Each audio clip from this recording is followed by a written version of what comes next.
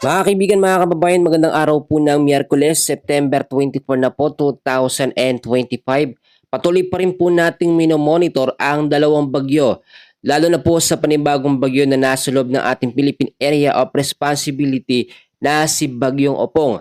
Aalamin po natin yung mga detalye kung ito nga ba'y magiging isang malakas din na bagyo tulad ni Super Typhoon Nando kapag mas lumapit ba sa Eastern Visayas at ilang bahagi ng Luzon. Pero bago ho natin ipagpatuloy yan, please, huwag niyo po muna kakalimutan na i-like at i-subscribe ang ating YouTube channel at pahit ng notification bell po para next update po, no, ang purpose po natin dito ay mabilis ho kayong mano-notify. Sa kasalukuyan ho ay alamin natin yung pinakalokasyon po ng panibagong bagyo. Ito po ay si Bagyong Opong. Kasunod po nitong si Bagyong Nando, pang 15 bagyo po ngayong 2025. Huli ho itong namataan na may lokasyon po na 900 kilometers east of northeastern Mindanao at may lakas ho siya ng hangin ngayon sa 65 kilometers per hour. May bugso pong umaabot sa 80 kilometers per hour. May pagkilos po ito pa southwestward sa bilis po na 20 kilometers per hour at isang ganap na po ito na tropical storm category na bagyo. So huwag kayong masyadong mag-alala, no?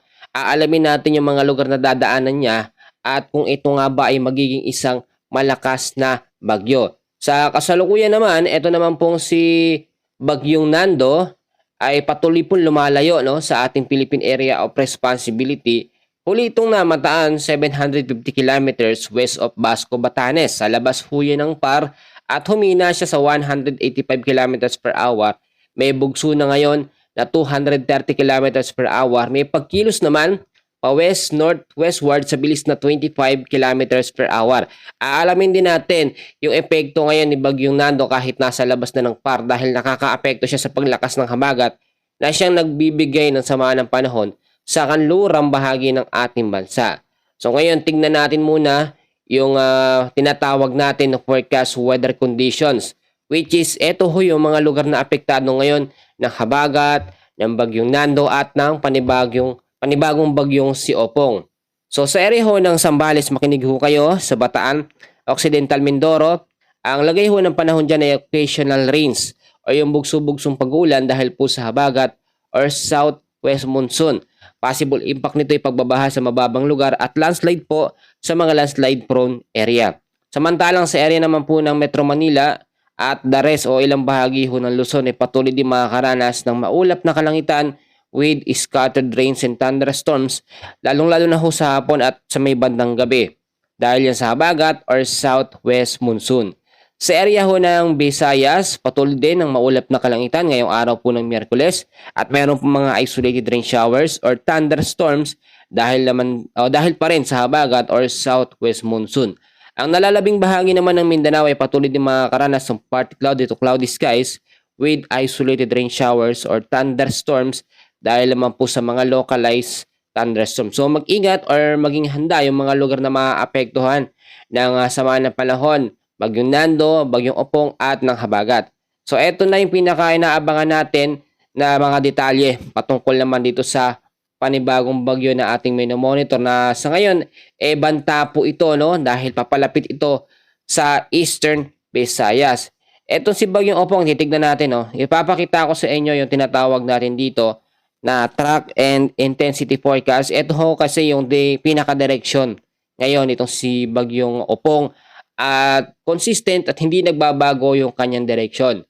Magiging pinakamalakas siya na category hanggang severe tropical storm category. So huwag kayong mag-alala dahil yung iba sinasabi super typhoon na panibagong super typhoon. Hindi po magiging panibagong super typhoon ito. Sa track and intensity forecast niya yung pinakabagong update hanggang severe tropical storm lamang siya at hindi na siya lalakas sa typhoon or sa super typhoon category. Dadaan po siya, no, direkta dito po sa Eastern Visayas, ilang bahagi ng Bicol region at Central Luzon. Pagdating ho yan ng September 26, 8 p.m. sa Biyernes ho, araw ng Biyernes. So ito ilalabas naman ng kanlurang bahagi ng ating bansa. Pagdating naman po ng Sabado ng gabi, September 27. So may mga posibilidad pa na pagbabago sa lagay ng direksyon. Ito nga pong si Bagyong Opong. So manatili po tayong nakantabay.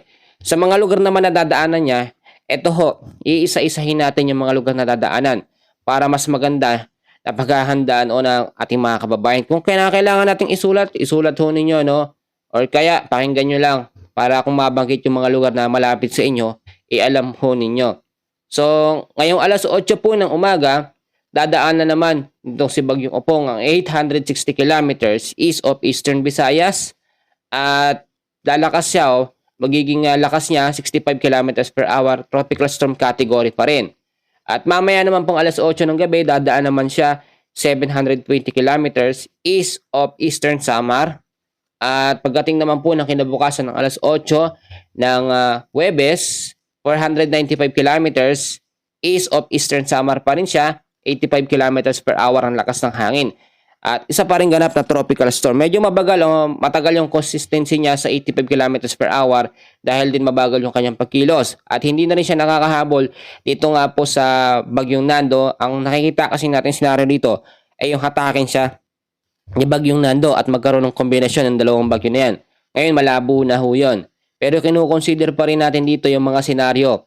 Meron tayong dalawang senaryo na pinag-aaralan dito kino-consider. Yung unang senaryo natin ay direkta siya magla-landfall po sa Eastern Visayas, ilang bahagi ng Bicol Region at Central Luzon.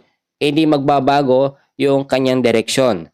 Yung pangalawang senaryo naman natin ay may chance ito na mag-recurve dahil kahit papaano meron tayong nakikitang high pressure sa taas na pwedeng humatak ho dito sa area of probability or yung pinaka-direksyon na dinadaanan po nitong si Bagyong Opong. Hindi pa naman siya ganong kalakasan, kaya kayang-kaya pa siyang hatakin.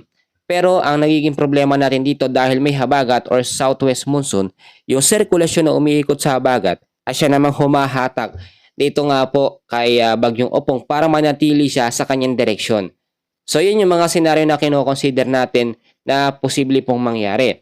Dahil pa rin po, so eto na no, dahil si Bagyong Nando ay pinalakas ang habagat, ngayon ang habagat naman na nagpapaulan sa malaking bahagi ng ating bansa. Meron pa rin tayong heavy rainfall warning na nakataas. Ngayong hapon ho, mga kaibigan, mga kababayan, hanggang sa gabi, 100 to 200 mm sa dami ng pag-uulan po ang aasahan natin sa Zambales at sa May Bataan. 50 to 100 mm sa dami din ng pag-uulan sa Ilocos Sur, La Union, Pangasinan, Benguet, Tarlac, Pampanga at Occidental Mindoro. Pagdating naman po ng Thursday ng gabi, 50 to 100 mm sa dami ng pag-uulan sa Occidental Mindoro. Thursday ng gabi din hanggang sa Friday ng gabi, 50 to 100 mm sa dami ng pag-uulan sa Palawan, Antique, Iloilo, Guimaras, Negros Occidental, Negros Oriental at sa may Siquijor. Heavy rainfall warning naman tayo ito dahil po kay Bagyong Opong. Ngayong gabi ho hanggang bukas ng gabi, moderate to heavy rains ang aasahan natin na merong 50 to 100 mm sa dami ng pag-uulan. Dito naman po sa Eastern Samar, 50 to 100, nasa yellow warning ho yan. Thursday ng gabi hanggang Friday ng gabi, heavy to intense rain na meron namang 100 to 200 mm sa dami ng pag-uulan po. Diyan sa Catanduanes, Albay, Sorsogon, Northern Samar, Samar at Eastern Samar. Moderate to heavy rains naman na merong 50 to 100 mm sa dami ng pag-uulan sa Laguna, Batangas, Quezon, Occidental Mindoro, Oriental Mindoro, Marinduque, Romblon, Camarines Norte, Camarines Sur, Masbate, Aklan, Capiz, Cebu, Bohol, Biliran, Leyte, Southern Leyte at Dinagat Island.